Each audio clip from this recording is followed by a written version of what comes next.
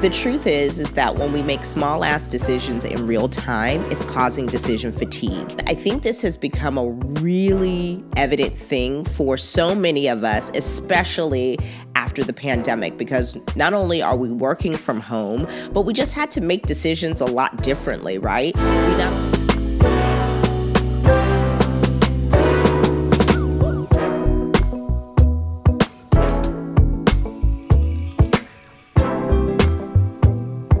Hey everyone, welcome back to the Everyday Magic Podcast. I'm your host, Maddie James, and today we are talking about something that I've mentioned in the book and I talk about often, and that's SADs.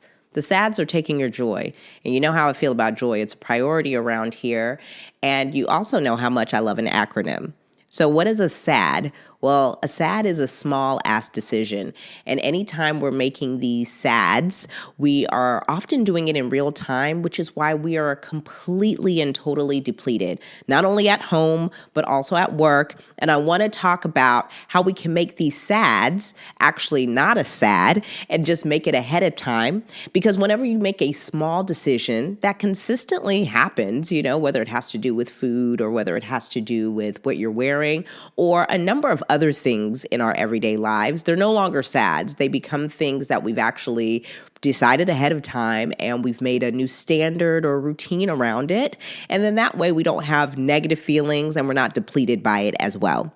So in today's episode, we're going to talk about how you can make decisions ahead of time, the tools you can use to decide, and how to prep ahead once you've decided. Here's the truth about SADs. Small ass decisions, whenever you make them in real time, they are taking your productivity. It is something that I learned when I went from 1 to 2 kids. I was like, why am I depleted? And it's not even lunchtime yet. Now, obviously, some of that had to do with the fact that I had more than one child. But the other thing was that I just wasn't making decisions ahead of time, especially decisions that were pretty routine in my everyday life. And so what I had to learn was that every decision doesn't have to be this big, monumental, come to Jesus moment, especially if they're not really big decisions. Because the truth is, when it comes to SADs, they are extremely time and energy consuming when we don't make those decisions ahead of time, okay? So yes, it is going to take time and energy to make decisions, but when you can make that decision when you specifically have made the time to do that, and when you don't feel overwhelmed or you're already not completely spent from the rest of the day, or you're not experiencing brain fog from working on a really big project, whether at home or at work, then decision making doesn't have to be this scary and overwhelming thing. This was a huge lesson for me because when my kids were babies, I felt like every single decision was just like so daunting. Everything felt so massive. Everything felt so I'm making the wrong decision, or I should have decided this differently, simply just because I wasn't thinking about when I was making the decisions and how I was making them. The truth is that when we make small ass decisions in real time, it's causing decision fatigue. And I think this has become a really evident thing for so many of us, especially after the pandemic, because not only are we working from home, but we just had to make decisions a lot differently, right? We not only had to make decisions how to do things in our day-to-day lives, but then we also had to consider wearing masks and then figuring out how do we do this, from every little thing from your kids going to school to even just traveling to go on a trip. And so this is why making decisions ahead of time is so important, is because it can take something that is really small yet necessary and make it actually something that you can look forward to instead of this annoying thing that's kind of lingering over your head as this little, gray cloud. It's actually not so sad if you make the decision at the appropriate time. I say this to you guys often, especially in the newsletter and in the community. Your future you deserves the kindness of your present you making decisions ahead of time. That's why meal planning is amazing, But anything you can plan and decide ahead of time, it's really your current you setting up your future you for success. So let's talk about decision fatigue, because the truth is that it's both mental and emotional fatigue. And I think this is the thing that was like the big aha moment when I started researching and started preparing for this episode. I was like, that is the thing. I thought for a minute there that decision making was just really taxing, because obviously like you have some mental strain, because I don't know if you guys realize this. We make 35,000 decisions on average day to day. About 300 of those decisions are about food, believe it or not. But that is a lot of decisions in one day for one person who has to then go to sleep and do that all over again. And of course, every little thing can affect whether or not you are going to make a decision and make a decision well. And decision fatigue, what that does is it causes a few things. What it causes is procrastination, impulsivity, avoidance, and even indecision. Now, when you are just fatigued from making a decision, basically it's just that as time goes on, you really can't make sound decisions just based off of how many decisions you've already been making throughout the day. So the whole goal is to figure out how you can position yourself to make, out of these 35,000 daily decisions that you make, how can you make them pretty solid ones for the most part? They won't be perfect. And I think we do have to let go of this idea of perfectionism. You know, that's the whole point of magic. And just allow our decisions to be meaningful, aesthetically pleasing, goal-oriented, intentional, and consistent instead.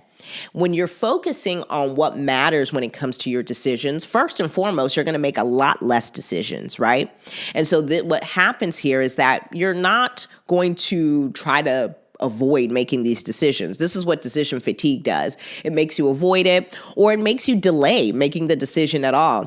And the problem with delaying a decision is that oftentimes the decisions that we have to make do have to do with time. You know, a lot of times they have a deadline. They need to be made by a certain time. They are sensitive to the schedules in our lives. And so when we start delaying things, what happens is that now we're starting to kind of create this traffic jam of life tasks that have to happen simply because our brains could not handle the capacity of even deciding it. And so this is why taking the time out and making these decisions ahead of time allows us to pretty much keep ourselves in this like optimal position to make decisions. The other thing that decision fatigue does is that it kind of positions you to take unnecessary risks, or really big risks that you really don't need to do, right? Like making an unnecessary purchase, an unnecessary big purchase, even a small one though. If it wasn't something planned, if it wasn't something within your budget, and if it isn't something that matters, why make the decision at all? But sometimes you're just so tired, you're just literally so fatigued, the mental strain and the emotional strain on you has just taken you to a point where you're like, you know what? Let's just make a decision that doesn't even matter. And anytime we start focusing on what doesn't matter, we are setting ourselves up for failure. The reason why we have to acknowledge that decision fatigue is both mental and emotional is so we can be honest with ourselves when it comes to both our mental and emotional capacities. Decision making isn't just like a cut and dry, black and white skill set that you have. At the end of the day, it is going to take you using your mind, but it is going to require you to have the emotional capacity to do this.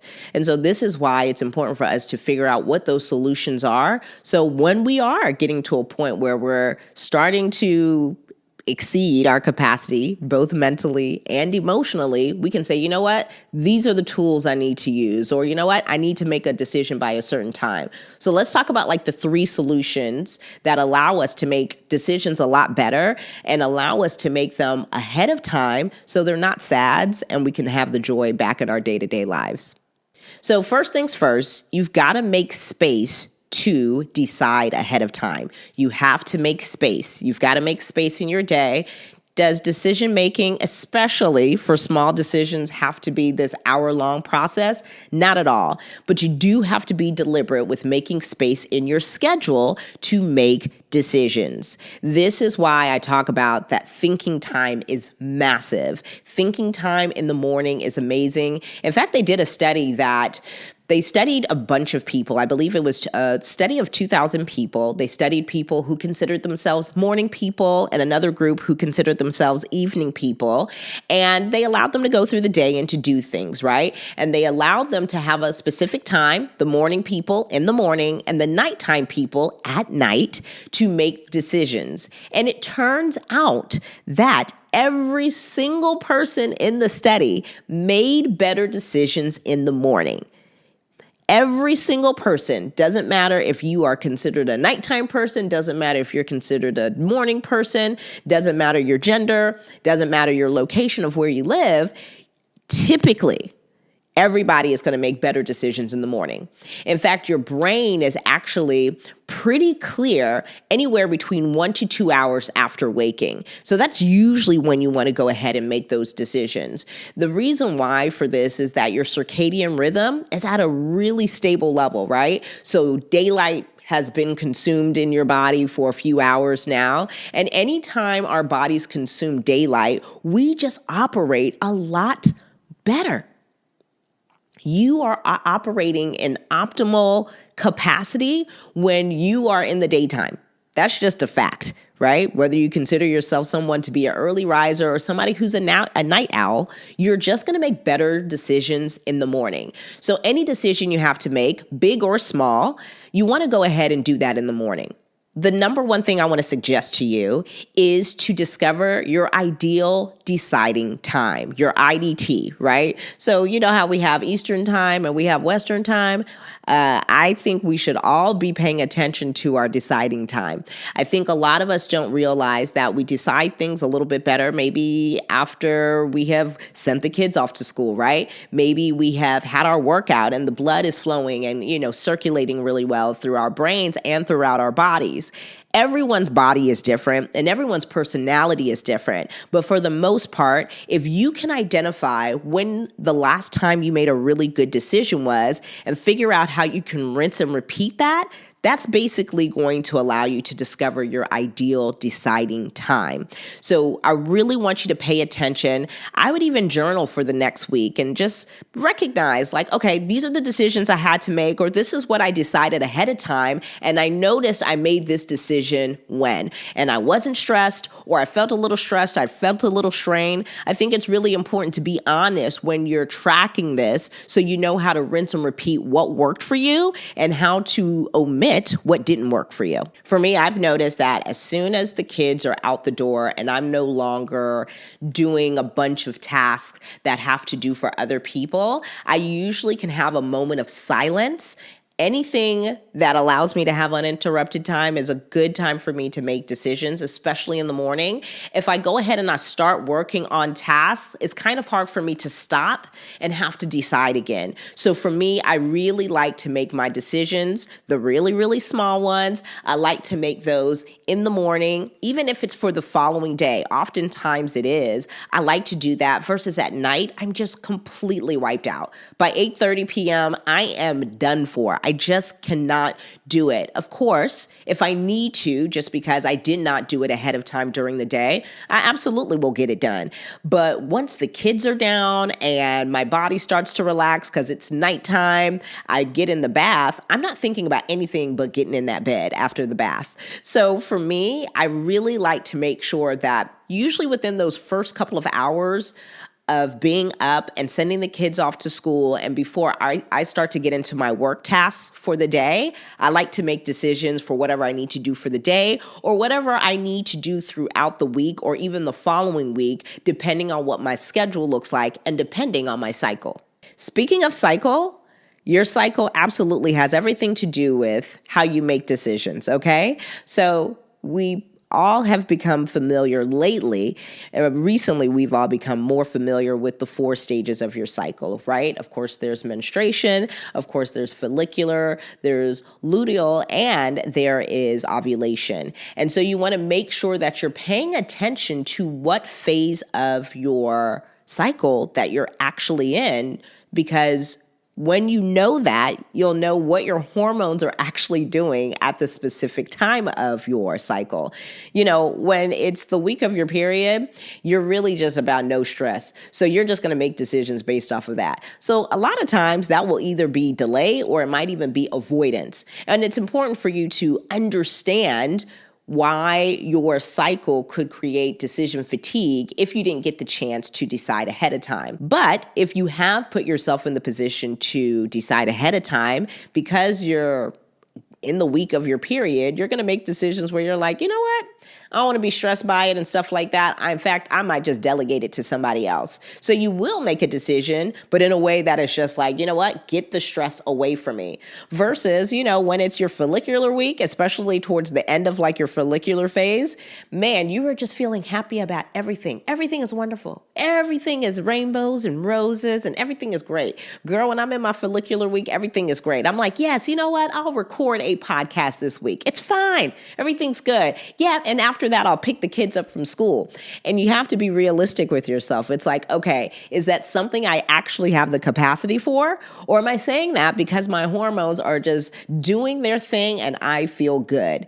And so it's important for us to both recognize both extremes of our cycles and our hormones and to say, okay, am I being super cynical and super negative just because I know that my period is about to start?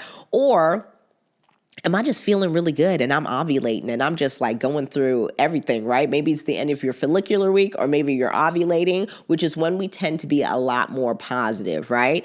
Follicular is a really interesting time because to me, follicular still gives you a little bit of balance. To me, when you're in your follicular stage of your cycle, it actually is such a really balanced time towards the end because you have both just enough of estrogen and progesterone to kind of balance you out. With ovulation, you're just happy. You're just happy. That's why you probably can likely get pregnant. You know what I mean? Because you're just happy. Everything's awesome. Everything's great, And, with your luteal phase and with your menstruation phase, it's just a lot, you're just over everything. And so you want to be careful and just make sure you're paying attention to your cycle and to your hormones, because obviously your hormones won't only contribute to your emotions, but it'll also contribute to your energy level. It'll contribute to your moods. It'll also contribute to how you process stress. So all of those things are really important to pay attention to. And so when it comes to your ideal deciding time, you definitely want to make sure that you are making decisions in the morning, but also at the same time, you want to make sure you're paying attention to what phase of your cycle you're in. For really big decisions, I would save that for the, second half of your follicular phase of your cycle, because you're going to be more balanced. You're going to be a lot more chill. You'll be positive, but you'll be a lot more balanced and have a lot more reasoning than if you were just on your period. The other way to make space for yourself to decide ahead of time is just by delegating it to other people. Honestly, especially for small decisions that don't really matter. Like your girlfriends can pick where y'all are going to go for lunch, like the kids can pick the playlist or they can decide what you guys are going to watch for movie night, like these are not things that are end all be all. So you don't have to be the one to make these decisions, So feel free to delegate and feel free to pass the baton and do it like with enthusiasm. Like, oh yeah, you guys can pick that. Oh yeah, you get into that habit of letting others decide small decisions, because when you leave all those decisions up to you, that's when they become sads. Right? Small decisions don't have to be asked. This is what I'm realizing, right? But they tend to become sads whenever we do not properly make them in the appropriate time. SADs are really just small decisions until we do not allow ourselves the appropriate time to make the decision. Okay, so next up, let's talk about tools that help you decide, because I love a tool. Girl, a tool has saved me many a times. Every time that I have used a tool to help me decide, it has allowed me to do so many things. It's allowed me to set clear expectations and to even automate a lot of my decisions. There are 3 things that I do think allow us to make decisions a lot more confidently and a lot more clearly and a lot more aligned with our magic. And those 3 things are lists, rules, and schedules. Now, everyone knows about a list, right? Everyone knows about a to-do list. Now, whether we know about a to-do list and actually use a to-do list, those are two totally different things and likely another episode of this podcast. But when it comes to lists, I love it because it sets a clear expectation. And when you can set an expectation, there are no surprises. And I think that's one of the things that can cause a lot of stress throughout our day is that we don't set clear expectations. Prime example of this is simply your grocery list. When you make a list of what you need to get out the grocery store, when you get to the grocery store, you don't need to decide in real time. You just don't, right? Because if you know you need to go get eggs, butter, and sugar and flour because you need to bake this pound cake, when you get to the store, you don't even have to think about it because you simply just have to look at the list because you've already set the expectation of what you need to purchase when you get there. You see what I'm saying? So I love a list. It sets a clear expectation. But here's the other thing. If in fact you are going to delegate this to somebody else, you actually have created a list which sets the expectation for them. It's a win-win situation because the decision is already made, period. So using a list is really, really great. And don't feel silly for listing out everything. Chat, I will list out everything. Everything. List out everything. Because a lot of times we think like, oh, because it's small, I don't need to list it out or I don't need to write it down. And you're underestimating how much of a big impact something small, like a decision, can have on your day and your productivity and your energy. It's your energy that you want to protect so relentlessly, y'all. So make this list when it comes to making decisions ahead of time. The next tool you want to use for decision making is the magic rules. Magic rules are awesome. Here's why I like magic rules. Magic rules basically allow you to decide how you do something once so you don't have to think about it again. Because what it's doing is it's automating that decision. One of my magic rules, and if you follow me on Instagram, you absolutely know this, on Mondays, I wear jeans. That's just the rule. Mondays are just really hectic because they're very hectic administratively at work. And of course, you're getting back into the rhythm after having a much more relaxed routine throughout the weekend. So for school and work, it's like you're having to kind of get the momentum going for the machine that is the work and the school week, you know? And so for me, just choosing that I'm going to wear denim and just wear jeans with something else has made life so much easier. So I don't have to even think about an entire outfit. I'm like, if I'm wearing jeans, I literally just need to figure out the top that goes with the jeans. That's it.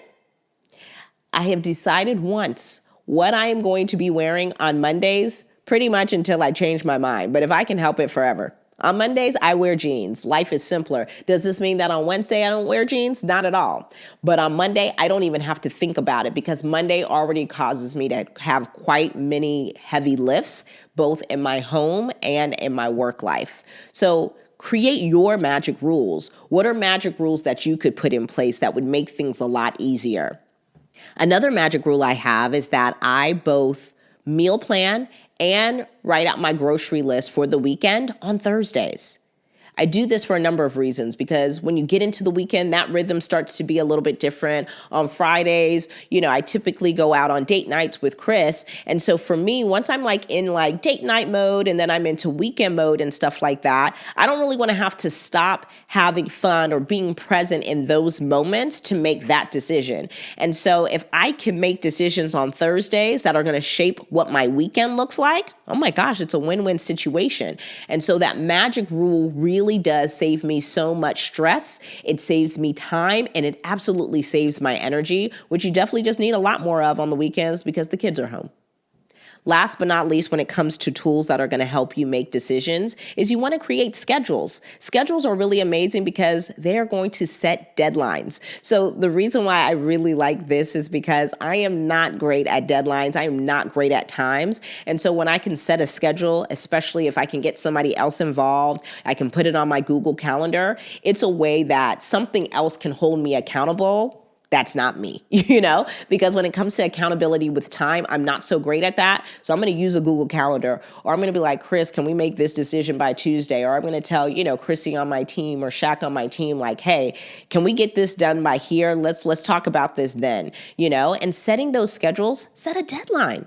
Set a deadline. And it's important because a deadline is simply a time boundary of when you need to make a decision. And anytime you can do that, you're going to set yourself up for success. Last but not least, once decided, prep ahead. Prep ahead, because I think this is the thing that I missed early on in motherhood for me, is that I would make a decision, but then I would not position myself to be able to execute it. So once you decide, prep ahead. So one really great way to do this, and we all know this rule, right? Go ahead and pull your clothes out ahead of time. Go ahead and pull your clothes out ahead of time. We know this, and a lot of us don't do this, and it literally actually saves you so much stress. Let me tell you something. In the morning, I don't want to think about a thing. I don't want to think about so yes, I know that I'm going to wear jeans, but in the morning, what if I can't find those jeans because I didn't pull it out the night before?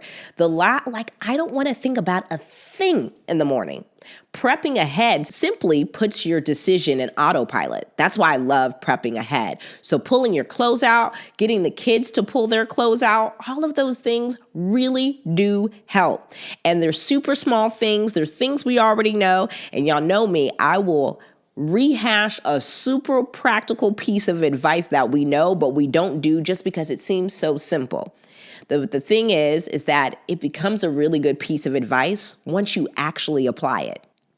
So pulling out things like your workout clothes or pulling out clothes for work or for the kids, pulling out their clothes for school, really, really helpful. Another thing I really like to do is washing your fruit ahead of time and washing your vegetables. These are things that allow you to eat healthy, which you've decided that you're going to do this week, right? Because last week you were too indulgent or whatnot. But it's like a lot of times we don't do these things or we don't necessarily make our lunch at home because we never prepped the veggies. We never prepped the fruit. We never defrosted the protein or whatnot. And so doing these little small things ahead of time allows us to do this. Put it in your Google Calendar. Don't feel like you have to remember. That's why the list is important, right? That's why Google Calendar or using a timer can be really, really helpful. But allow yourself to utilize reminders, write sticky notes, write it in your planner so you don't just have to remember it out of the blue, and you can still set yourself up because you've made that decision ahead of time and you've actually committed to the decision. The prepping of your decision is the magic of it.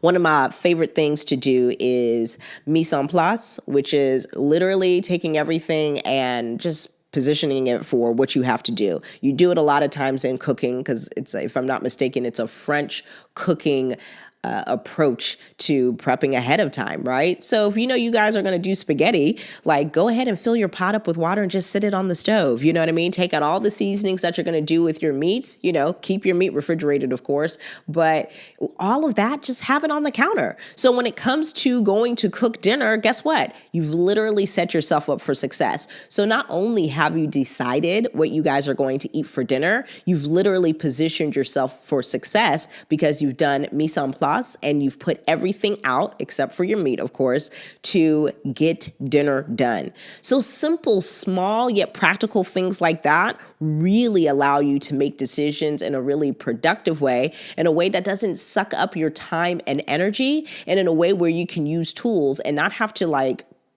put yourself in a position of mental and emotional strain. So just to recap, today we've talked about how making small ass decisions in real time, it's taking your joy. I don't want it to take your joy anymore. But if you make small decisions ahead of time, honestly, you really rediscover the magic of making decisions, right? And a lot of times it's simply doing things like making space in your day to make decisions, also using tools to make decisions, and lastly, prepping ahead once the decision has been made. So don't be afraid to do those three things and actually prioritize them. Make sure you're making time, even if it's only 10 minutes in the morning, to make those decisions. Absolutely use tools like lists, the magic rules, and schedules. And of course, prep ahead of time. Mise en place has always worked really well for me. And the oldest rule in time that our mamas have always told us is to pull your clothes out the night before. And mama ain't been wrong. She's certainly not going to start now, Okay, guys, that does it for this episode. If you enjoyed this episode, please share it with at least one other person. Send it to them in their text or send it to them in their DMs or even share this on your Instagram stories. And if you haven't already, subscribe to the podcast and give the podcast a rating. It really is helpful and it allows new people to discover the podcast. All right, I'll see you guys in my next episode. Remember that every day matters, so you might as well make it magic. Love you, and there's nothing you can do about it. I'll talk to you guys next time.